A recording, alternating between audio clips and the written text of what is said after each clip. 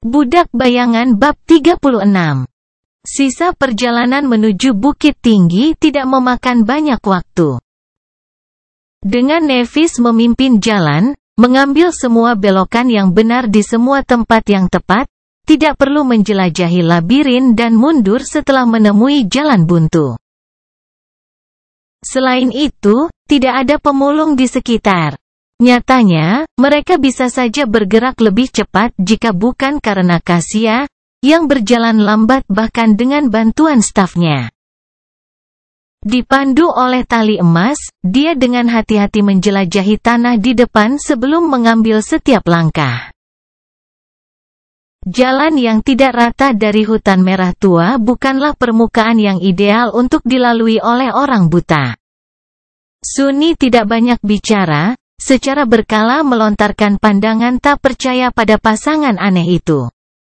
Tidak peduli bagaimana dia melihatnya, Kasia tampaknya sangat berat. Mungkin kejam untuk mengatakannya, tetapi dalam realitas tanpa ampun dari alam mimpi, kebaikan yang salah arah adalah cara yang pasti untuk berakhir dengan kematian. Sebelum bertemu dan mengamati gadis-gadis itu, dia masih memiliki harapan bahwa cacat Kasia yang mengerikan menyembunyikan aspek yang tak terduga dan kuat. Tapi dari apa yang dia lihat, bukan itu masalahnya. Jika dia bahkan tidak bisa berjalan dengan benar, kekuatan apa yang bisa disembunyikan? Tidak ada yang bisa melebihi fakta kejam bahwa gadis buta itu tidak bisa melindungi dirinya sendiri. Dan dengan demikian hanya akan menyeret teman-temannya ke bawah. Seseorang harus bodoh atau tidak suka hidup untuk membiarkan hal itu terjadi. Jadi, deskripsi mana yang cocok dengan Nevis? Entah bagaimana, dia merasa bahwa keduanya tidak. Matahari terbenam tidak jauh ketika mereka mencapai bukit. Setelah memanjatnya dan mendekati karang yang tumbuh besar, Nevis melepaskan tali emasnya dan segera memanggilnya lagi. Dengan cara ini, ikatannya terlepas dan muncul di tangannya dalam bungkusan yang rapi. Ah, jadi itu adalah kenangan. Sunni bertanya-tanya kualitas apa yang dimiliki tali ajaib itu. Segera, rasa ingin tahunya terpuaskan, tepat di depan matanya yang terkejut. Panjang tali itu tiba-tiba mulai bertambah.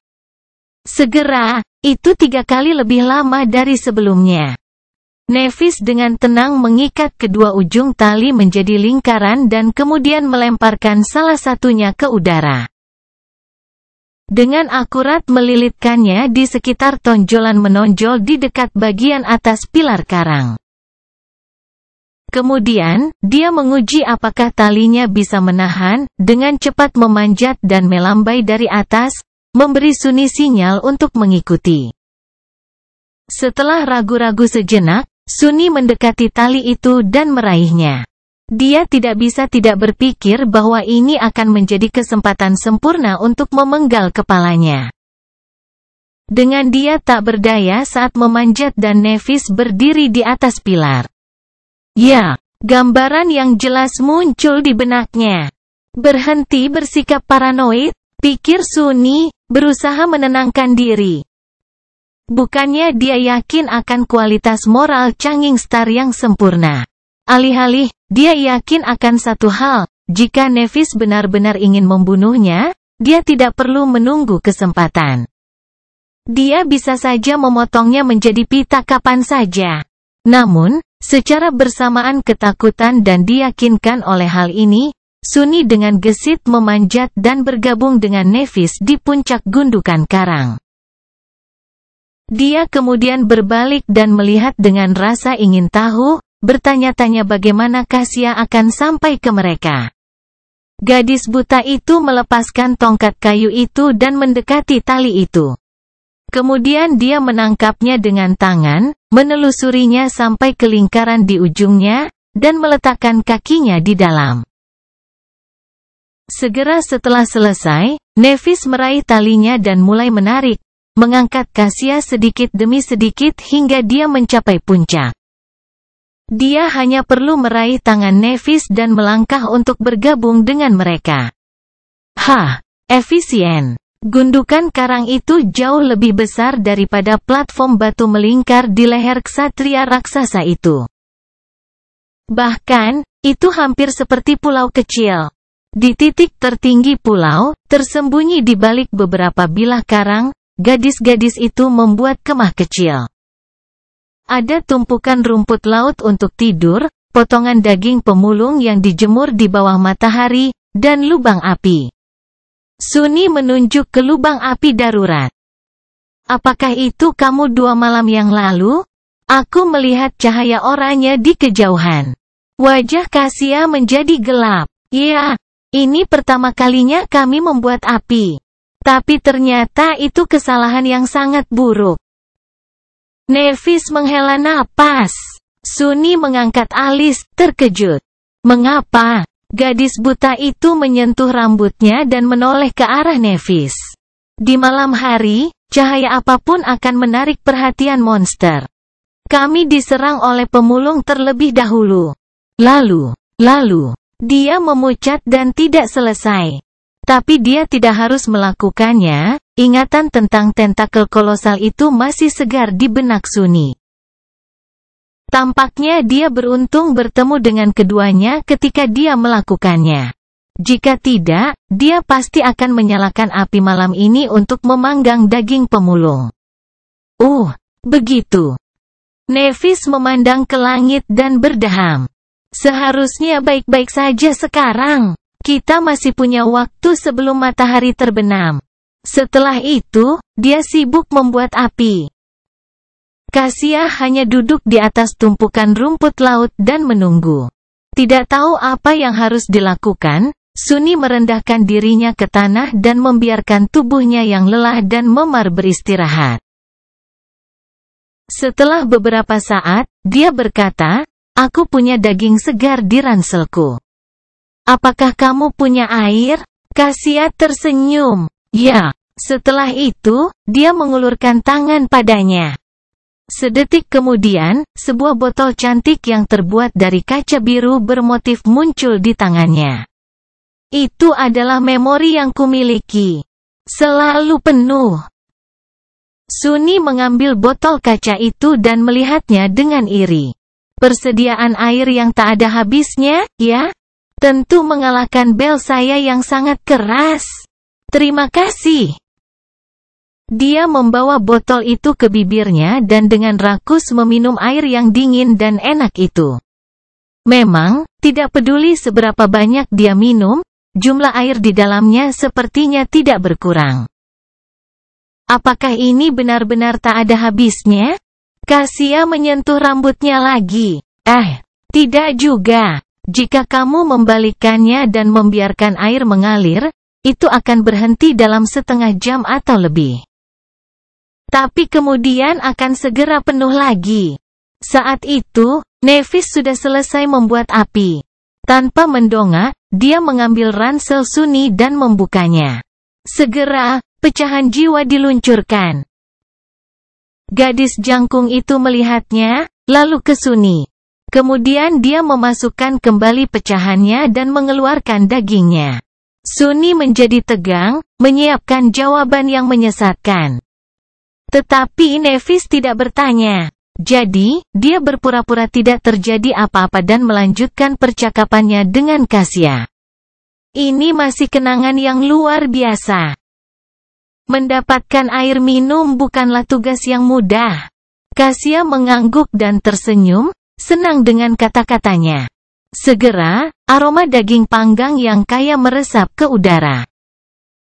Pada saat yang sama, matahari mulai mendekati cakrawala, gemuruh keras datang dari suatu tempat di bawah, dan jejak pertama dari air hitam mulai muncul di antara dinding merah labirin. Suni memandang ke timur, di mana langit sudah mulai gelap. Kemudian dia bergeser dengan tidak nyaman. Apakah pemulung datang jauh-jauh ke sini? Nevis membalikkan daging dan mengangguk. Ya, tapi hanya di malam hari. Di siang hari, kebanyakan dari mereka sepertinya menghilang. Suni menyeringai, tahu mengapa tidak banyak monster di labirin pada hari itu. Itu karena mereka semua berkumpul di dekat tempat aku menghabiskan waktu baru-baru ini. Kamu seharusnya melihatnya tebing tinggi di sebelah barat sini. Yah, sebenarnya itu adalah patung. Kasia membuka matanya lebar-lebar. Patung, tapi agar kamu bisa bertahan hidup, itu seharusnya. Ya, itu adalah patung ksatria raksasa, tingginya setidaknya 200 meter. Dia kehilangan kepalanya, jadi aku bersembunyi di atas lehernya. Ngomong-ngomong, pada hari kami dikirim ke sini, dua makhluk laut saling bertarung di dekat itu patung. Ketika air surut, saya melihat bangkai besar tergeletak di sana, dengan ratusan pemulung perlahan mengoyaknya. Nevis mengangguk. Itu akan menjelaskan kurangnya nikmah kritur di siang hari. Berapa lama? Sunni berkedip. Berapa lama apa? Changing Star menatapnya selama beberapa detik, membuat semua orang merasa tidak nyaman. Berapa lama? Sampai mereka selesai melahap bangkainya? Oh. 1 hari lagi, paling banyak 2. Nevis berbalik, mengambil daging dari api, dan kemudian dengan cepat memadamkannya. Pasti ada yang salah dengan gadis itu? Mereka bertiga makan di bawah cahaya senja yang redup. Dagingnya berair, empuk, dan lezatnya tak terlukiskan. Itu lebih enak daripada apapun yang pernah dicicipi Sunni, bahkan di kafetaria akademi. Tentu saja, rasa lapar yang luar biasa berperan dalam hal itu. Dari waktu ke waktu, mereka saling mengoper botol kaca. Ketika mereka selesai makan, laut yang gelap kembali, dan malam tiba. Semuanya dikonsumsi oleh kegelapan mutlak. Tentu saja, Sunni dapat dengan mudah melihat Nevis dan Kasia. Di bawah penutup malam, Changing Star tetap sama. Gadis buta itu, bagaimanapun, membiarkan emosinya yang sebenarnya terlihat, berpikir bahwa tidak ada yang akan melihat. Dia tampak jauh lebih tersesat, kesepian, dan ketakutan daripada hari itu. Seolah mencoba menahan perasaan ini, Kasia berkata dengan suara cerah, "Bagaimana kalau kita memperkenalkan diri secara resmi?" "Aku Cassie." Nevis melirik ke arahnya dan mengangkat bahu. "Nev." Selanjutnya, giliran Sunni. Dia menghela napas, senang mereka tidak menanyakan namanya secara langsung. Kemungkinan besar, dia masih bisa memberikan nama manusianya. Namun, itu juga mungkin bergantung pada kata-kata dari pertanyaannya. Lega, dia tersenyum dan menjawab, "Aku Sunless." "Tapi kamu bisa memanggilku Sunni?" Budak Bayangan bab 37. Sunni perlahan-lahan semakin suka bercakap-cakap dalam kegelapan. Tanpa beban ringan, orang lebih santai dan jujur. Itu mengingatkannya pada pemadaman listrik yang sering terjadi di kota ketika dia masih kecil. Keluarganya tidak punya pilihan selain berkumpul bersama dan menghabiskan beberapa jam tanpa melakukan apa-apa selain berbicara satu sama lain. Sekarang, saat-saat gelap ini telah menjadi sebagian dari kenangannya yang paling berharga. Dia diam beberapa saat dan kemudian berkata, "Karena kita akan bergantung satu sama lain, haruskah kita berbagi kemampuan dan kenangan apa yang kita miliki?" Ini adalah saran yang logis. Jika mereka akan bertarung berdampingan, mengetahui kekuatan satu sama lain kurang lebih penting. Tetap saja, dia melihat Nevis melirik ke arahnya dengan ekspresi waspada di wajahnya. Untungnya, dia dikaburkan oleh kegelapan.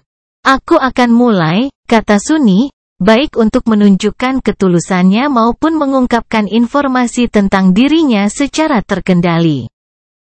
Jika dia mengambil inisiatif untuk berbicara, dia masih harus mengatakan yang sebenarnya. Tetapi seberapa banyak dan sejauh mana dia masih harus memutuskan.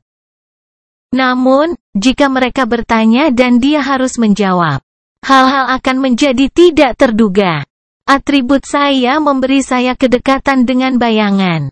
Saya juga memiliki sedikit afiliasi dengan keilahian. Terakhir, saya cenderung menemukan diri saya dalam situasi yang tidak terduga. Casey mendengarkan dengan seksama, lalu menundukkan kepalanya, seolah malu. Dia mengatakan yang sebenarnya. Bukannya kami meragukan kejujuranmu, mengapa tidak? Saya menghabiskan begitu banyak waktu untuk mendapatkan reputasi sebagai pembohong patologis.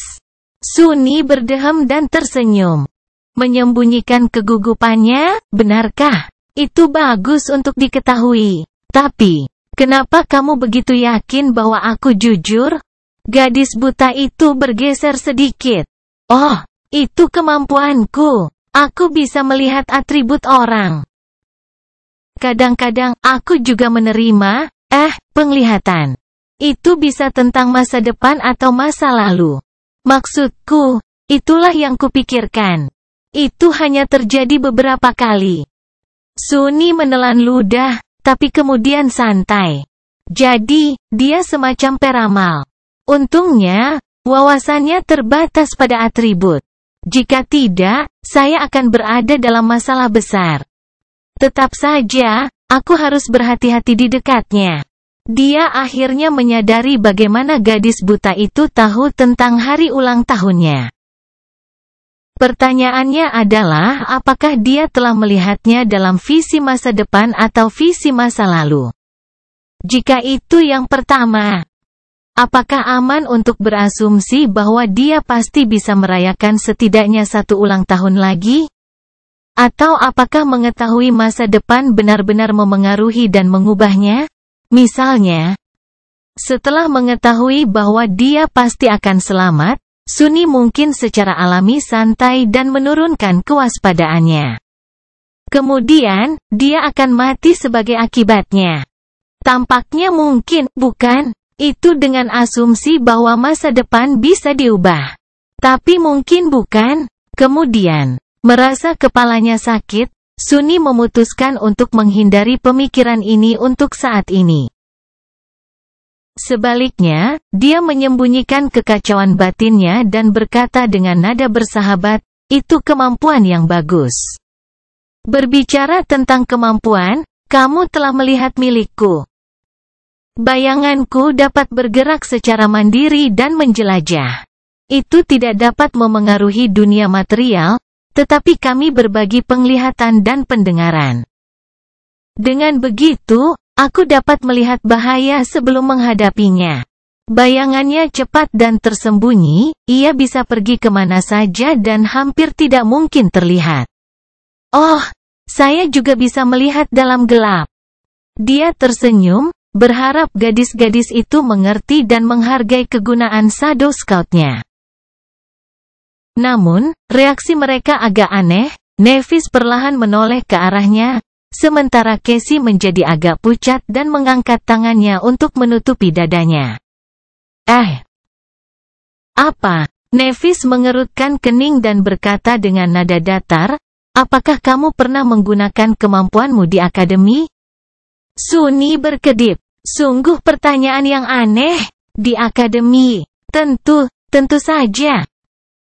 Kenapa? Oh, benar. Mereka mengira aku cabul. Omong kosong. Sebelum gadis-gadis itu bisa mengatakan apa-apa, dia buru-buru mengangkat tangannya dan berkata, tapi aku tidak pernah menggunakannya untuk melakukan sesuatu yang tidak pantas. Kamu harus percaya padaku. Untungnya, itu adalah kebenaran yang jujur. Namun, baik Nevis maupun Casey tampak skeptis. Sunni menggertakkan giginya. Aku memiliki hal-hal yang lebih penting untuk dilakukan daripada apapun yang kamu pikirkan. Aku menghabiskan hampir setiap jam untuk belajar bagaimana bertahan hidup. Nevis mengangkat alis. Aku belum pernah melihatmu di kelas. Sekalipun, Sunni terkekeh. Tentu saja tidak. Saat kamu sibuk membersihkan lantai dengan slipper lain, aku sedang mempelajari wilderness survival. Giliran Changing Star berkedip. Wilderness. Apa? Ada jalur seperti itu? Casey tampak sama bingungnya. Ya, ada. Ini mungkin tampak seperti renungan bagi kebanyakan orang, tetapi untuk anak pinggiran seperti saya, yang tidak pernah bersekolah di sekolah mewah atau melihat guru privat, belajar bagaimana bertahan hidup di alam liar adalah perbedaan antara kehidupan dan kehidupan. Kematian. Tanpa itu, saya akan tenggelam saat kami dikirim ke alam mimpi. Pada kesempatan yang langka, Nevis terlihat sangat bingung. Dia menggosok pergelangan tangannya dan menatap serius ke arahnya. Begitu. Aku tidak tahu. Sunny meringis dan berusaha menahan racun agar tidak masuk ke dalam suaranya. Ketika dia akhirnya berbicara, nadanya ringan dan ramah. Tidak apa-apa. Wajar jika seseorang dengan statusmu tidak tahu. Ketika dia menyebutkan statusnya, senyuman aneh muncul di wajah Changing Star. Tetapi pada akhirnya, dia tidak menjawab. Cerah melanjutkan, ngomong-ngomong, itu adalah kemampuanku. Adapun kenangan, aku punya 3. 1 adalah baju besi, 1 pedang, dan yang terakhir adalah lonceng yang sangat keras. Sekarang giliran mereka untuk berbagi. Setelah jeda singkat, Nevis berbicara, atribut saya memberi saya kedekatan dengan cahaya dan api, serta afiliasi yang kuat dengan keilahian. Saya memiliki 2 kenangan, sebuah tali. Saat dia berbicara, Sunny menatap Casey, mencoba membaca ekspresinya. Dari apa yang dilihatnya, Nevis mengatakan kebenaran, tetapi juga, bukan seluruh kebenaran. Dan menilai seberapa keras gadis buta itu berusaha menyembunyikan perasaannya yang sebenarnya, rahasia yang bersembunyi di antara atribut Changing Star sama sekali tidak sepele. Menarik. Dan pedang. Talinya sangat kokoh dan bisa diubah panjangnya. Pedang itu sangat tajam dan bisa melindungi penggunanya dari serangan jiwa, sampai batas tertentu. Kemampuanku bisa digunakan untuk menyembuhkan. Sunny tidak melewatkan kata-kata di bagian terakhir. Dapat digunakan untuk menyembuhkan. Apakah ini berarti tujuan utamanya adalah sesuatu yang lain? Dia cukup yakin bahwa Nevis tidak akan mengungkapkan semua kartunya, sama seperti dia. Namun, kemampuan penyembuhan sangat jarang. Memiliki satu yang bisa menyembuhkan, tetapi tidak terbatas pada penyembuhan, itu tidak akan pernah terdengar. Tapi sekali lagi, dia sedang mengubah bintang. Salah satu dari sedikit orang dalam sejarah yang menerima nama sejati di mimpi buruk pertama. Jika Sunny mempertimbangkan kemampuan aspeknya sendiri, sepertinya tidak ada yang mustahil. Aku ingin tahu apa peringkat aspeknya. Secara lahiriah, dia berpura-pura bersemangat. Kamu seorang penyembuh. Hebat. Memiliki penyembuh di antara kita adalah keberuntungan yang luar biasa. Casey mengangguk dan tersenyum. Neve juga petarung yang luar biasa. Kamu seharusnya melihatnya berurusan dengan para pemulung itu. Ya, aku juga tidak benar-benar melihatnya. Tapi kedengarannya sangat menakutkan. Sunny tidak membutuhkan siapapun untuk memberitahunya betapa hebatnya seorang prajurit Nevis. Dia telah melihatnya dengan kedua matanya sendiri. Sebenarnya, itu adalah mata bayangannya.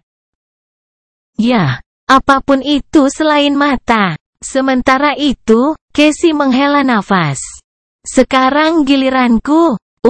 Atributku tidak ada yang istimewa. Kurasa aku memiliki kedekatan dengan wahyu dan takdir. Kemampuanku seperti yang kubilang sebelumnya. Itu tidak terlalu berguna. Tentang kenanganku, aku punya 3, botol, tongkat kayu dan baju zirah ini. Kamu sudah tahu tentang botolnya. Tongkat itu bisa menciptakan angin. Baju zirah itu sebenarnya dari peringkat bangkit. Nev memberikannya kepadaku ketika kita bertemu. Itu memiliki jimat pelindung yang sangat kuat. Jadi, dia tidak hanya menggendong Casey di punggungnya, dia bahkan memberikan satu-satunya pakaiannya. Armor peringkat yang terbangun, pada saat itu, apa? Apa yang Nevis pikirkan? Gadis buta itu berbalik dan menambahkan setelah beberapa saat, dulu aku adalah pemain anggar yang lumayan. Sebelumnya, sekarang aku tidak bisa benar-benar bertarung.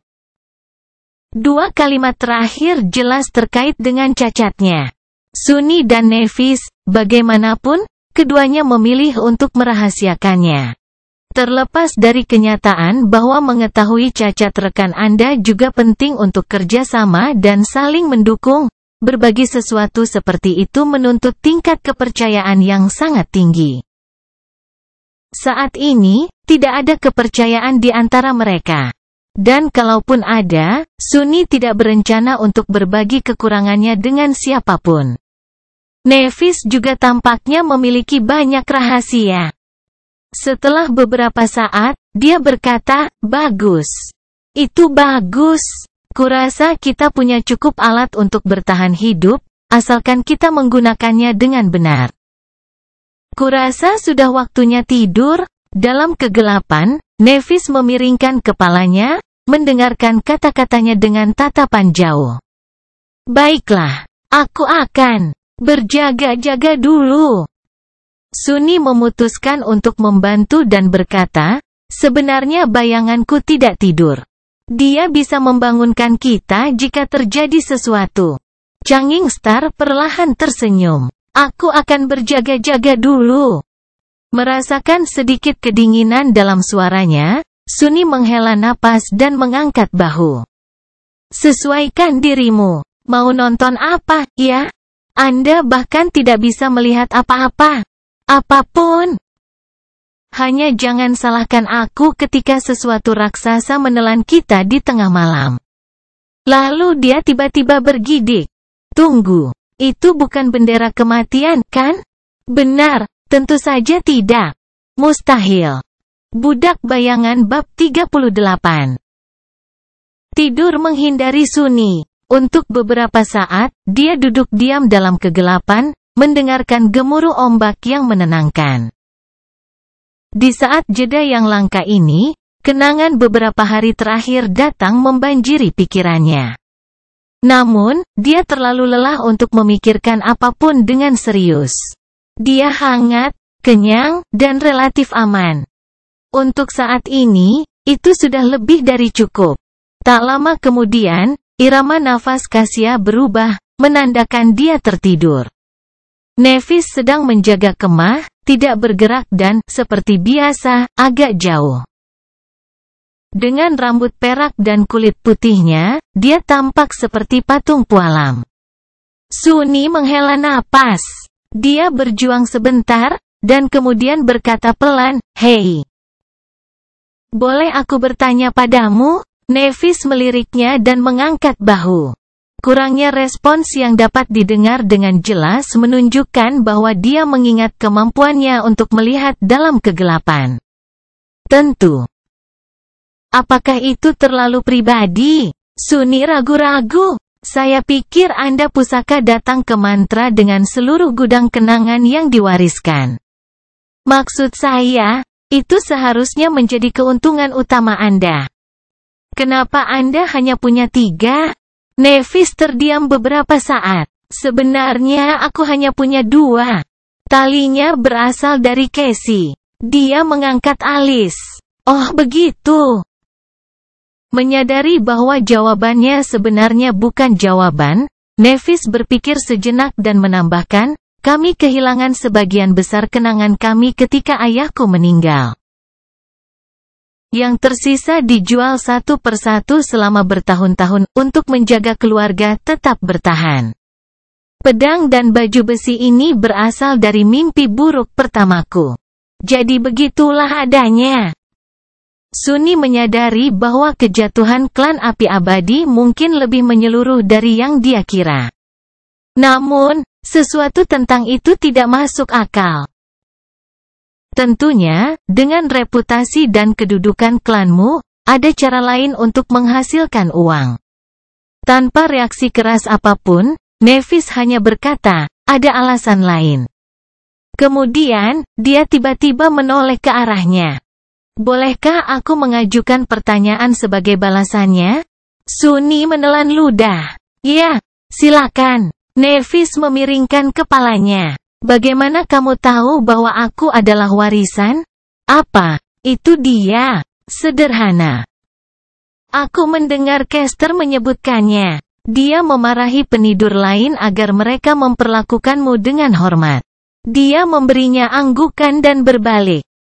Pikiran apa yang tersembunyi di balik mata abu-abunya yang tenang, Sunny tidak tahu.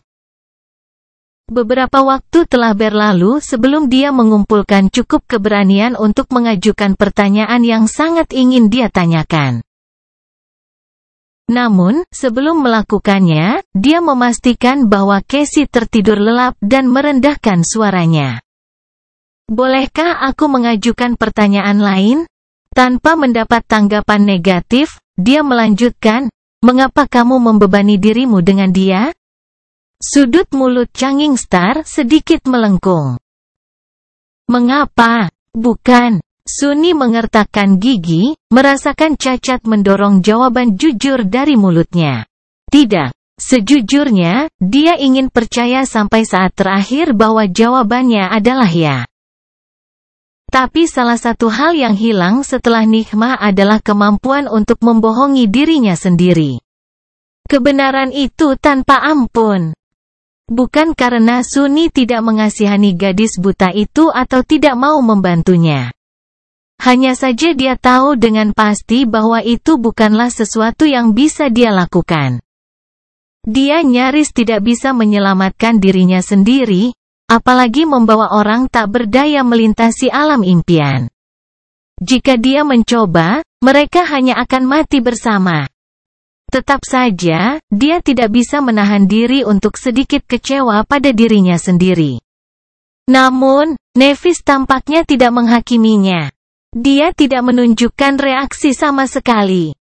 Setelah beberapa saat, dia hanya berkata, karena saya ingin. Karena dia mau. Bukan itu tanggapan yang ingin Sunny dengar.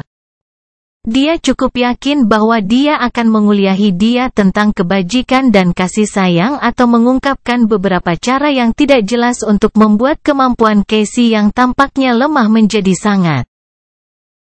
Namun, dia tidak melakukan keduanya. Nevis berharap dia percaya bahwa dia mempertaruhkan nyawanya dalam bahaya, sampai mengorbankan memori tipe baju besi yang terbangun, karena itu adalah sesuatu yang dia ingin lakukan. Konyol. Pada awalnya, dia menganggap tanggapannya sebagai bukan jawaban. Tetapi semakin dia memikirkannya, semakin dia merasa terganggu. Karena, mungkin, itu sebenarnya kebenaran. Karena keadaan hidupnya, Sunny tidak pernah benar-benar melakukan sesuatu karena dia menginginkannya. Sebagian besar waktu, dia melakukannya karena dia perlu. Itu tidak pernah menjadi pertanyaan tentang keinginan. Itu selalu menjadi pertanyaan tentang keharusan. Baginya, ini adalah aturan dasar kehidupan. Tapi apakah itu benar-benar? Atau apakah itu hanya masalah perspektif? Nevis memiliki keuntungan tertentu dalam asuhannya, tetapi itu tidak sebaik yang dia bayangkan.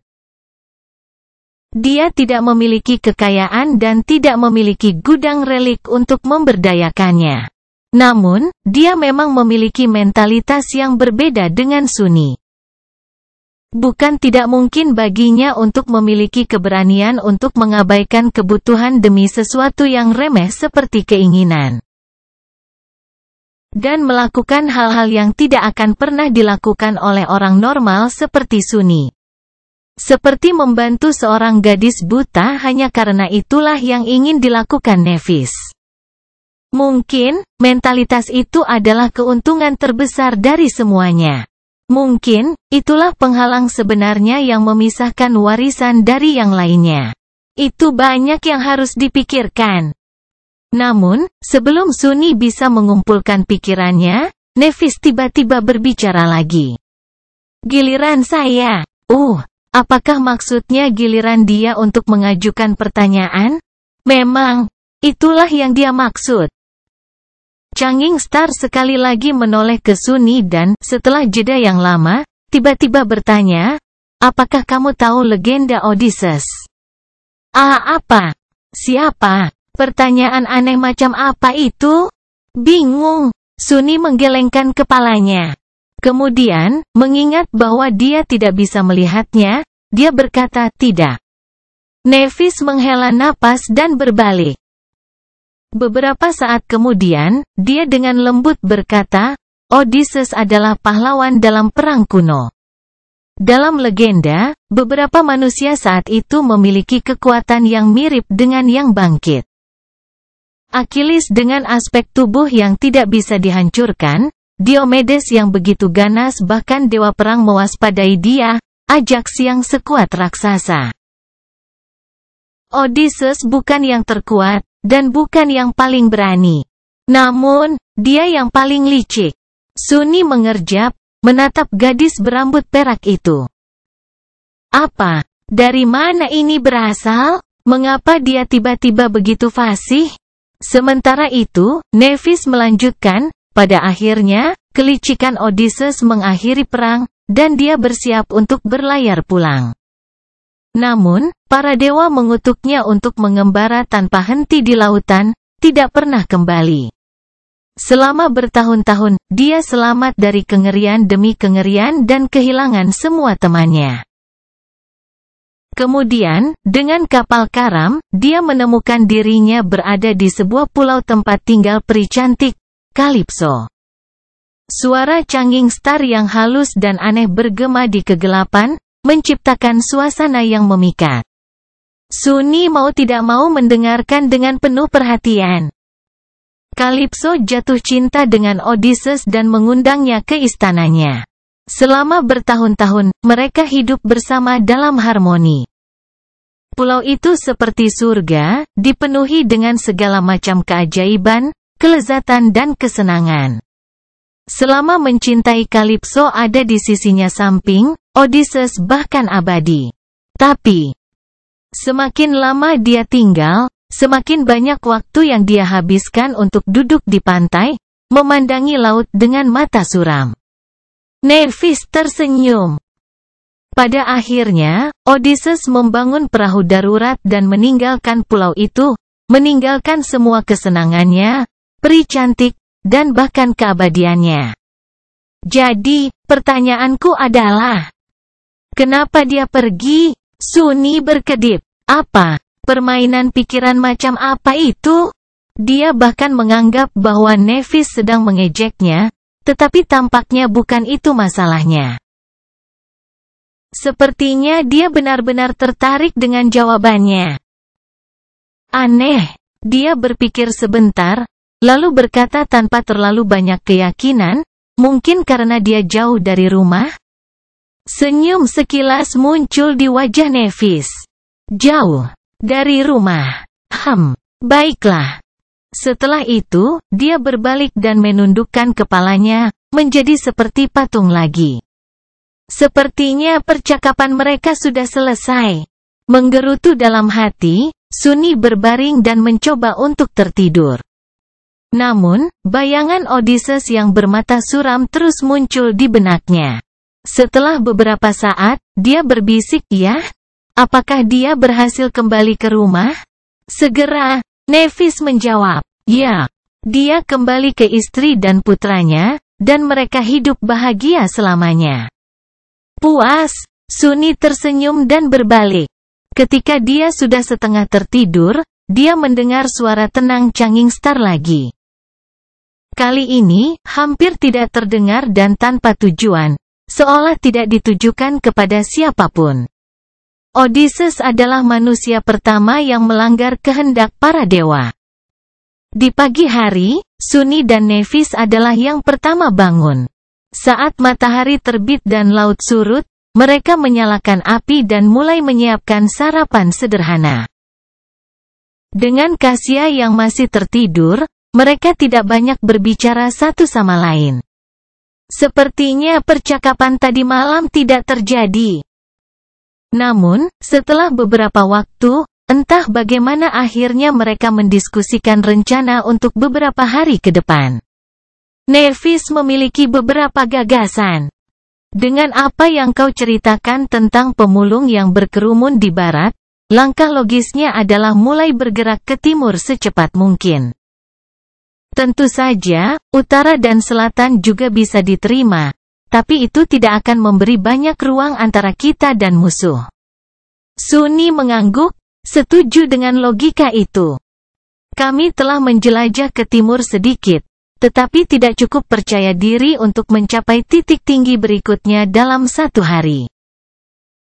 Itulah mengapa tindakan terbaik adalah menghabiskan hari ini mencari jalan ke kelompok tebing di sana dan bergerak perkemahan besok. Dia menghela nafas. Apakah kamu tahu di mana kita berada? Apakah akan ada benteng manusia di timur? Nevis menggelengkan kepalanya. Aku belum pernah mendengar tentang wilayah yang sesuai dengan karakteristik tempat ini. Bagaimanapun, kita harus pindah untuk mencari tahu lebih banyak. Kita akan menemukan benteng, menemukan gerbang yang belum ditaklukkan. Atau mati. Timur sama bagusnya dari arah manapun. Plus, itu yang paling aman, karena ada segerombolan monster di barat. Pada saat itu, Casey tiba-tiba duduk tegak. Matanya terbuka lebar, dan wajahnya sedikit pucat. Dia tampak gugup dan bersemangat. Nevis mengerutkan kening. Casey, ada apa? Gadis buta itu menoleh ke arah mereka dan tersenyum. Sebuah visi. Aku punya sebuah visi. Seperti mimpi kenabian, pikir Sunni, mencoba menerima kenyataan baru tentang seseorang yang bisa melihat masa depan. Atau masa lalu.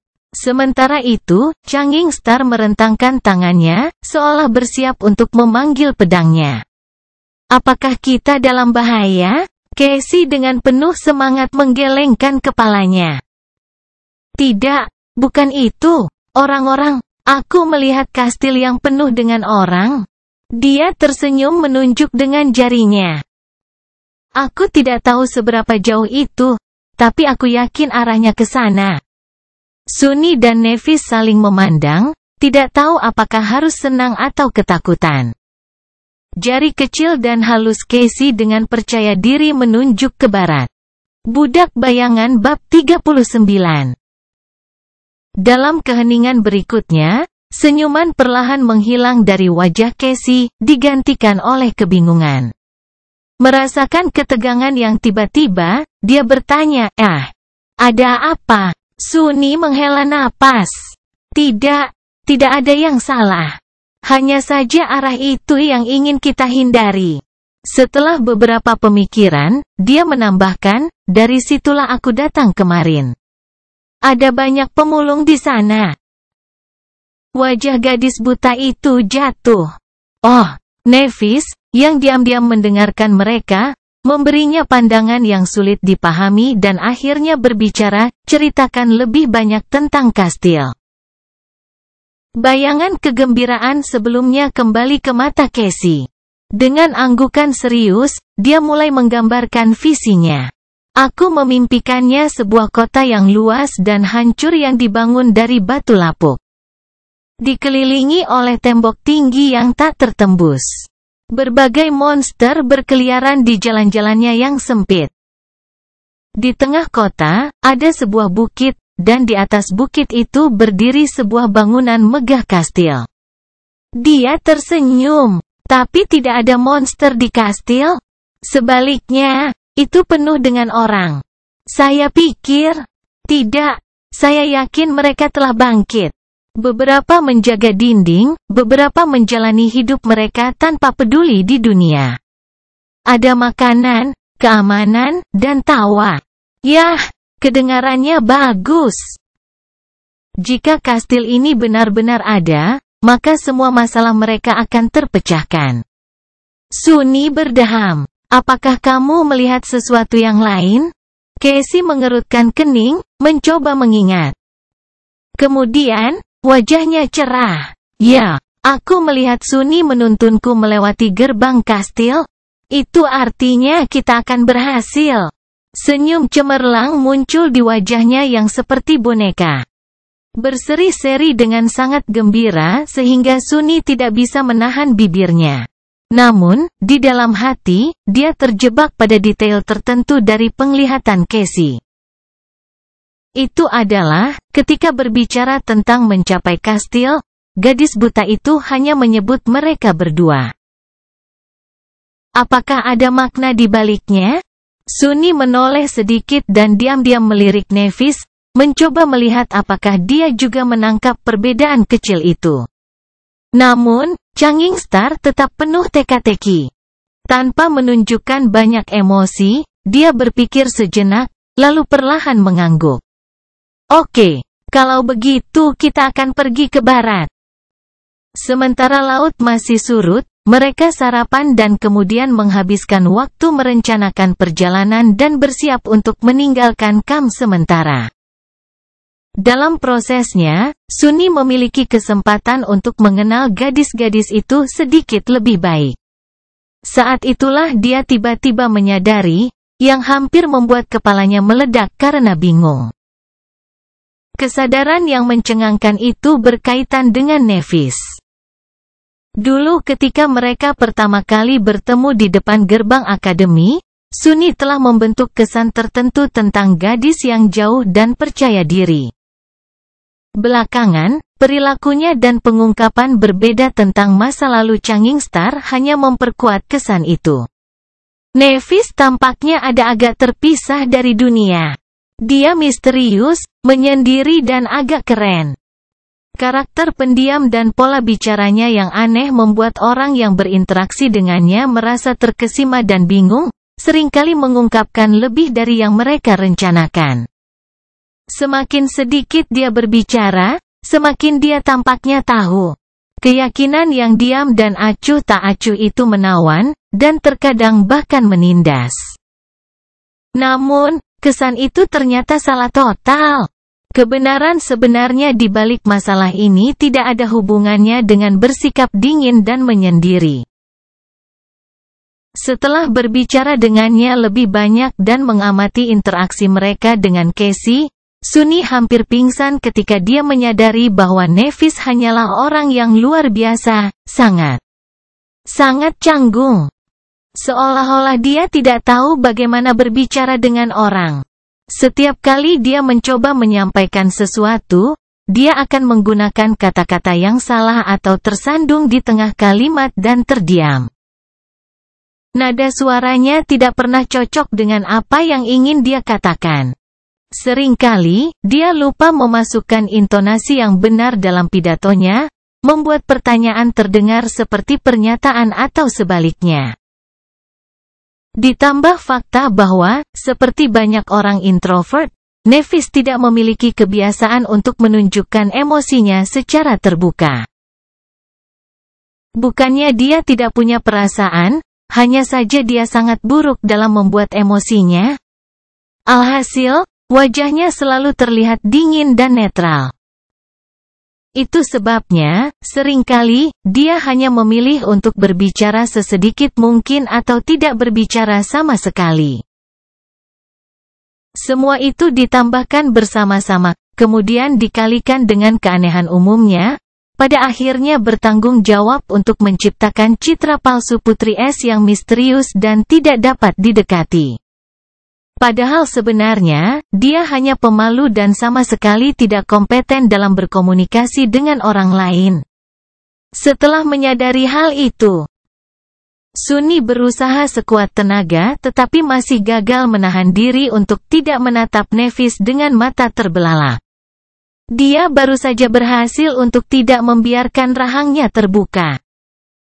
Apa-apaan? Itu tidak sejalan dengan bagaimana seharusnya seorang protagonis. Dalam benaknya, Nevis jelas merupakan tipe orang yang menjadi tokoh utama dalam setiap peristiwa. Di tengah panggung, selalu ada orang yang percaya diri dan kuat seperti dia dan Kester. Orang-orang seperti dirinya dan Casey, di sisi lain, diturunkan menjadi jauh di latar belakang. Sekarang, bagaimanapun, tidak, garis pemikiran itu juga salah. Fakta bahwa Changing Star memiliki masalah dalam mengekspresikan dirinya dan kekurangan keterampilan sosial tidak berarti bahwa dia tidak kuat. Bahkan, itu mungkin berarti sebaliknya. Dia masih mencapai semua yang telah dia capai, tetapi dengan tambahan lapisan kesulitan. Dia masih berbahaya. Pada saat itu, Nevis akhirnya menyadari bahwa Sunny sedang menatapnya. Dia menatapnya dan, setelah jeda yang lama, bertanya dengan nada tanpa emosi. Apa? Dia berkedip, melepaskan diri dari banjir pikiran yang tiba-tiba ini, dan berdeham. Tidak apa-apa. Aku hanya ingin bertanya kapan kita berangkat. Nevis tampak berpikir. Setelah beberapa saat, dia berbalik dan berkata, segera. Kamu benar-benar tidak bisa mengatur lebih dari satu kata, bukan? Sangat bingung. Sunny menyembunyikan emosinya dan tersenyum. Baiklah kalau begitu. Dalam cahaya kelabu pagi, mereka meninggalkan bukit tinggi itu dan berjalan ke barat, menelusuri kembali langkah mereka dari kemarin. Mengetahui jalannya, rombongan kecil itu membuat kemajuan cepat. Nevis sedang berjalan di depan, lengan pedangnya siap menyerang kapan saja. Sedikit di belakangnya adalah Sunny. Kali ini, tanggung jawab memegang tali emas dan membimbing Casey dipercayakan kepadanya. Tentu saja, orang yang sebenarnya. Makhluk, memimpin mereka adalah bayangannya. Itu mengintai ke depan, dengan hati-hati mengamati labirin untuk tanda-tanda bahaya.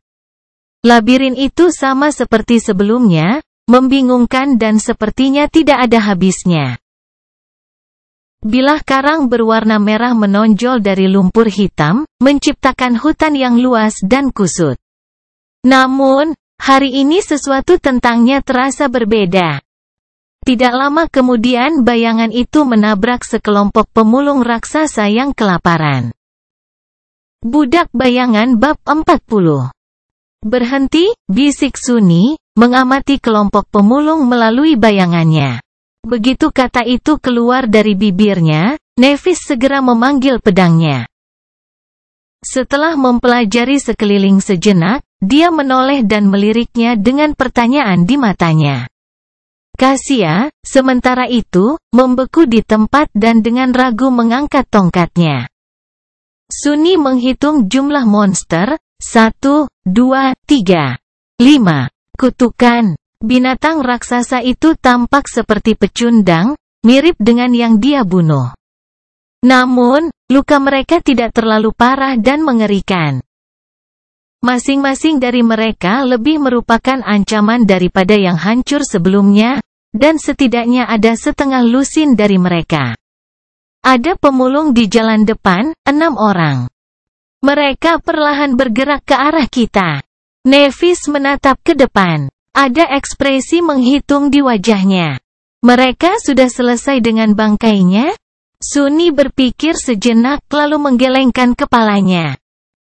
Tidak, kurasa tidak. Tapi mungkin tidak ada cukup daging lagi untuk semua orang, jadi beberapa orang yang tersesat tidak punya pilihan selain pergi dengan perut kosong. Nevis mengangguk dan memberi isyarat ke jalan bercabang terdekat. Kami akan mengelilingi mereka. 3 penidur dengan tergesa-gesa bergerak maju dan mengubah jalur, memberikan tempat tidur yang luas bagi kelompok monster. Tegang dan muram, mereka terus berjalan, berusaha tetap di jalur dan tidak tersesat di labirin. Namun, dalam 1 jam berikutnya, mereka harus berputar ke arah yang acak lagi dan lagi, menghindari pemulung lainnya.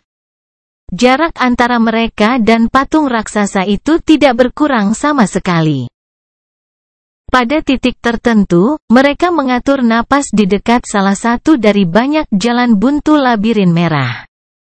Mereka tidak punya pilihan selain menunggu, karena sejumlah besar makhluk bergerak melewati tempat persembunyian mereka, dipisahkan dari mereka oleh lorong karang yang berliku-liku. Sunni menghela nafas dan menggelengkan kepalanya. Kita tidak bisa terus seperti itu. Kalau begini terus, kita tidak akan pernah selamat sebelum matahari terbenam. Casey adalah orang pertama yang bereaksi. Mungkin kita harus kembali. Itu adalah saran yang masuk akal. Namun, Sunni merasa enggan untuk setuju. Nevis membagikan pemikirannya. Dengan ekspresi kosong, dia berkata, itu hanya akan semakin sulit besok. Dia benar. Besok, akan ada lebih banyak pemulung yang membanjiri labirin. Lalu apa yang harus kita lakukan? Changing Star memiringkan kepalanya, berpikir. Setelah beberapa saat, dia menoleh ke Sunni. Bertarung. Melawan lusinan monster itu? Apakah dia gila? Sunni berusaha menyembunyikan ejekannya saat berbicara. Aku tahu bahwa kamu terampil dengan pedang. Tetapi apakah kamu lupa bahwa masing-masing dari hal-hal itu berada di atas kita? Kita tidak akan bertahan dalam pertarungan melawan banyak orang. Nevis mengangguk. Kami menghindari kelompok besar. Kurangi yang lebih kecil. Setelah beberapa saat, dia menambahkan, jika ada satu atau dua dari mereka, ada kemungkinan. Sunni ingin membantah, tapi tidak menemukan alasan yang tepat. Pada akhirnya, dia menyerah. Bagus. Nevis menatapnya sejenak. Kemudian, dia tiba-tiba bertanya, apakah kamu sudah mempelajari mayat pemulung yang telah kamu bunuh? Apa artinya itu? Sedikit terkejut, Sunni menggelengkan kepalanya. Tidak. Dia terlalu sibuk kesakitan dan berusaha menyelamatkan diri sebelum laut kembali. Dan mengapa dia mempelajari mayat? Tunggu. Saya pikir Guru Julius menyebutkan sesuatu. Setelah jeda singkat, Nevis berbicara, pemulung memiliki 3 titik lemah di tubuh mereka. Yang pertama sudah jelas, persendian mereka. Apapun yang harus fleksibel tidak boleh terlalu kaku. Jadi, ada celah di baju besi di atas persendian. Dengan menargetkan persendian, Anda dapat mengurangi mobilitas dan kapasitas serangan mereka. Oh! Jadi, dengan mempelajari monster mati, seseorang bisa lebih memahami kekuatan dan kerentanan mereka. Ide ini begitu jelas sehingga Sunni menegur dirinya sendiri karena tidak menyadarinya lebih cepat. Sementara itu, Nevis melanjutkan, yang kedua adalah sama. Disitulah tubuh mereka terhubung ke karapas. Jika Anda berhasil mengenai titik itu secara akurat, Anda dapat melukai pemulung dan memberikan kerusakan serius pada tubuhnya. Namun, kecuali Anda berhasil memotong tulang punggungnya, lukanya tidak akan fatal. Masih bisa bertarung untuk sementara waktu. Sunni tidak bisa tidak memperhatikan bahwa kecanggungan Changing Star sepertinya menghilang setiap kali dia berbicara tentang hal-hal yang dia yakini, seperti pahlawan kuno. Atau membunuh sesuatu. Penasaran? Titik lemah terakhir ada di punggung mereka, kira-kira setinggi mata. Ada rongga yang sedikit cekung dan berubah warna di armor mereka. Itu adalah tempat beberapa pelat armor terhubung. Chitin di sana relatif tipis. Jika kamu bisa menembusnya itu, kamu bisa menghancurkan otak secara langsung. Itu akan menjadi pukulan mematikan. Itu baik untuk diketahui. Namun, titik lemah itu terlalu tinggi untuk dihantam oleh manusia. Lagi pula, pemulung tingginya lebih dari 2 meter. Seolah membaca pikirannya, Nevis menambahkan, titik lemah itu sangat sulit untuk ditargetkan. Mengitari pemulung hampir tidak mungkin karena ukuran, kecepatan, dan jangkauan serangan penjepit mereka. Dia menatapnya dan dengan tenang berkata, "Jika kita menemukan satu pemulung, aku akan menjadi umpannya. Tugasku adalah membuatnya berbalik dan kemudian menahannya, memperlihatkan titik lemah ketiga. Tugasmu adalah membunuhnya." Sunni menelan ludah. Bagaimana jika ada dua dari mereka? Seperti biasa, Nevis berhenti sejenak sebelum menjawab. "Jangan mati." Tidak lama kemudian mereka tidak punya pilihan selain mencoba melawan pemulung. Di belakang mereka, ada bentangan panjang labirin tanpa jalur bercabang yang cocok untuk mereka belok. Di depan mereka, ada tempat terbuka kecil dengan hanya satu lorong lagi yang mengarah keluar. Tidak jauh dari lorong itu, seorang pemulung besar sedang bergerak perlahan ke arah mereka. Sunni dengan cepat menggambarkan situasinya dan menunggu umpan balik dari Changing Star. Tanpa banyak penundaan, dia memberinya anggukan. "Kami bertarung di tempat terbuka." Setelah itu, Nevis dengan lembut membimbing Casey ke dinding labirin dan membantunya menemukan tempat duduk. "Tunggu di sini. Kami akan kembali." Setelah beberapa pemikiran, dia menambahkan, "Segera." Saat Nevis hendak pergi, Casey meraih tangannya. Wajahnya pucat dan tegang. "Nev, kamu, hati-hati, oke?" Nevis berkedip dan sedikit memiringkan kepalanya. Lalu, dia tersenyum. Tentu." Dengan itu, dia dan Sunni buru-buru menuju tempat terbuka. Pada saat mereka sampai di sana, pemulung hanya beberapa detik dari kemunculannya. Bayangan Sunni terbang keluar dari lorong dan menempel kembali di kakinya. Tanpa harus mendiskusikan banyak hal dengan Nevis, dia segera bersembunyi di balik bayang-bayang dan menunggu di sana, berharap ada kesempatan untuk menyerang. Nevis, sebaliknya, berjalan ke tengah lapangan dan dengan tenang berdiri di sana, bahunya santai dan punggungnya lurus. Pedang panjang yang elegan muncul di tangannya, dengan sembarangan menunjuk ke tanah. Tidak tahu harus berbuat apa lagi, Sunni diam-diam mengulangi kata-katanya, "Jangan mati." Sedetik kemudian, pemulung berjalan ke tempat terbuka. Ketika mata mungilnya melihat Nevis, cahaya jahat menyala di dalamnya. Tanpa membuang waktu sedetik pun, monster besar itu memekik dan bergegas maju untuk menyerang. Penjepitnya yang besar melesat ke depan dengan kecepatan yang mengerikan, merobek udara di jalurnya. Nevis dengan cepat menyingkir, menghindari penjepit, lalu melompat ke belakang, melepaskan diri dari jalur monster yang sedang menyerbu itu. Secara bersamaan, pedangnya melayang di udara, memotong jauh ke dalam persendian salah satu kaki depan pemulung. Darah Azure berceceran di tanah. Tentu saja, luka kecil ini terlalu kecil untuk memperlambat pemulung. Dengan kelincahan yang mengejutkan, itu berputar dan menghasilkan sapuan ke samping yang menghancurkan. Nevis, yang baru saja mendarat dengan kakinya, tidak punya pilihan selain menangkis serangan itu dengan pedangnya. Dia berhasil membubarkan sebagian besar dampak dengan memegang pedang di sudut yang tepat, tetapi kekuatan yang tersisa masih cukup untuk membuatnya kehilangan keseimbangan. Pada saat itu, penjepit kedua turun. Alih-alih mencoba untuk mendapatkan kembali keseimbangannya, Changing Star jatuh dan berjungkir balik dengan satu tangan, akhirnya sedikit menjauhkan dirinya dari monster itu. Pedangnya menyerang lagi. Serangan lanjutan segera menyusul. Namun, Sunni tidak peduli lagi dengan detailnya. Satu-satunya hal yang dia pedulikan adalah bahwa melalui serangkaian penghindaran dan lompatan yang berisiko ini, Nevis berhasil berputar ke sisi berlawanan dari tempat terbuka itu.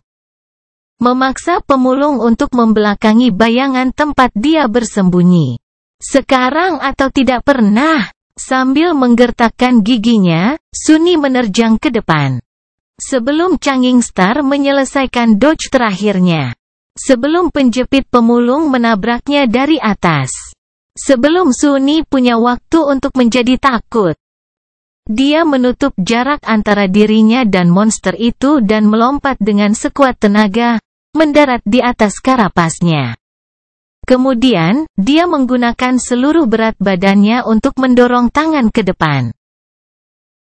Azure Blade muncul dalam cengkeramannya dan segera ditelan oleh bayangan. Nafas kemudian, pedang hitam itu menghantam tepat ke cekungan, rongga yang berubah warna di baju besi pemulung. Dengan retakan, kitin itu pecah, membiarkan ujung pedangnya tenggelam jauh ke dalam tubuh pemulung. Monster itu bergidik, dan kemudian jatuh dengan keras ke tanah. Sunny terlempar dari karapasnya, mendarat di lumpur dengan gulungan. Itu semudah itu sudah berakhir. Seolah-olah untuk menjawabnya, suara mantra bergema di udara, kamu telah membunuh binatang yang terbangun, pemulung karapas. Bayanganmu semakin kuat.